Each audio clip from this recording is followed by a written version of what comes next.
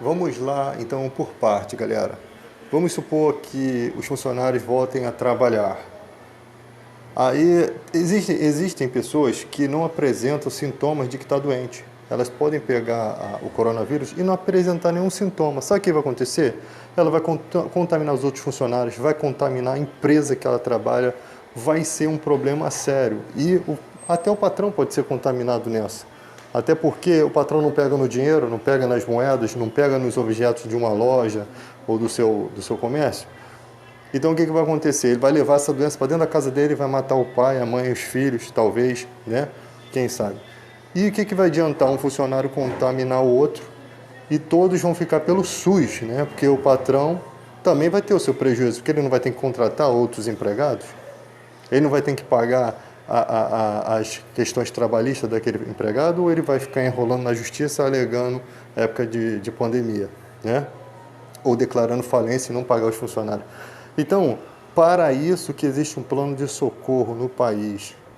Eles estão colocando uns contra os outros. Uma coisa certa, patrão não sobrevive sem funcionário e funcionário não sobrevive sem patrão. Só que numa situação dessa, o patrão perde lucro, ele toma prejuízo, fecha a empresa. O empregado perde seu salário, não tem como sustentar a sua família e pode perder a vida, entrar na loucura, se suicidar, pode acontecer várias coisas, né? Então, a comparação de prejuízo, um tem prejuízo mais material, o outro tem prejuízo da vida, né? Então, e por que isso acontece? Porque o dinheiro que está aí para socorrer empresários, vamos supor, o governo dá o salário que o patrão não vai poder pagar nesses momentos, já dá um alívio para o empregador. Já é um alívio, porque as maiores despesas de uma empresa é a folha de pagamento. Então ele vai ter, e o governo também tem que ajudá-lo a pagar suas contas, suas despesas, né, nesse momento. Agora, olha o lado do trabalhador também. Às vezes o cara mora de aluguel, o cara está morando numa casa dos outros, que não vai querer entender a situação, que aquela pessoa também está passando por um momento difícil. A pessoa pode até segurar um mês, mas 2, 3, 4 meses não segura.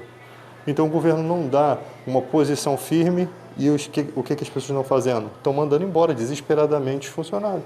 Funcionário é descartável, cara. Tipo assim, manda embora, depois a gente resolve sair, depois eu contrato outro. Um problema é me livrar desse problema. O funcionário passa a ser um problema para o empresário nesse momento. Porque o governo não dá uma posição. O pior é que o cara não consegue enxergar isso.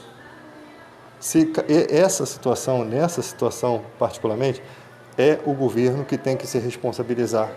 É um problema de saúde pública, não foi um problema ocasionado pelo trabalhador. É um problema e existe um fundo para garantir esse tipo de coisa. Todos os países têm esse tipo de fundo.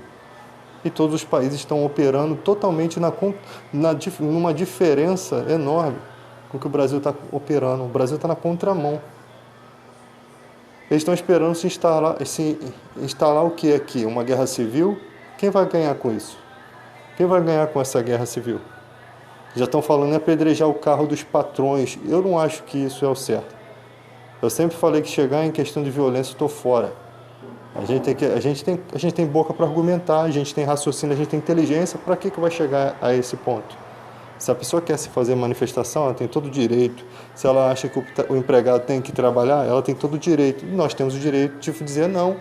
Espera aí, vamos ver isso aí, vamos rever. Quem é o culpado disso tudo? Não é o patrão, não é o empregado. Então, para que estamos brigando? A culpa sempre foi deles, dos políticos. A culpa sempre esteve lá. É a mesma coisa que você chegar no hospital e bater no médico, sendo que o médico não tem os utensílios para operar o seu filho naquele momento, ele não tinha condições, não tinha luva, não tinha como esterilizar a mão para poder, os materiais para poder operar o seu filho, e você querer bater no médico, como se ele tivesse culpa de uma coisa que é o governo culpado. Por outro lado, as igrejas têm o seu compromisso da mesma forma, são empresas, são empresários. Os seus pastores recebem salários, férias, 13º, tem carteira assinada. Só que, como Jesus disse bem claro, onde estiver o teu tesouro, ali estará o teu coração. Eles não conseguem compreender a situação. O coração deles ficou tão preso no dinheiro, eles se preocuparam tanto em construir grandes templos, e eu disse que um dia isso ia acontecer, eu sempre falei isso no meu vídeo, um dia vocês vão falir. Porque quando não tiver ninguém para sustentar o templo de vocês, vocês vão falir.